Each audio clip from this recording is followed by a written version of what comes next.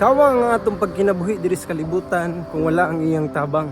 Nabisag kung saon pa natong pagpaningkamot sa kalibutan, pagpaningkamot nga mahimo tang angayan sa ubang tao, maningkamot na mahimong arangan ang atong kinabuhi, mahimong malayo sa lisalisdanan. Pero kung wala ang tabang sa Ginoo, wala gihapon na, useless gihapon ang tanan. Kay walay butang nga namugna o mamugna diri sa kalibutan kung dili pinaagi sa gahom sa Dios. Walay kahoy, walay adlaw, walay kalangitan, walay mga butang bisan unsa diri sa kalibutan kung wala ang Dios. Sama usab na sa atong kinabuhi. Kung wala ang Ginoo kanato, dili gihapon ta magsilbi kay basin pa og unsaon nato kung wala siya, mahimo gihapon kawang ang tanan. Mubong pahinumdom alang kanato na kinahanglan ubanon nato ang Ginoo sa matag adlaw sa ato ang pag-alagad, sa ato ang pagtrabaho, sa atong pag-eskwela o sa bisan unsa man ang atong buhaton, ato siyang ubanon ining tanan. Salamat kayo sa pagtan-aw, ang Ginoo magapanalangin kanimo.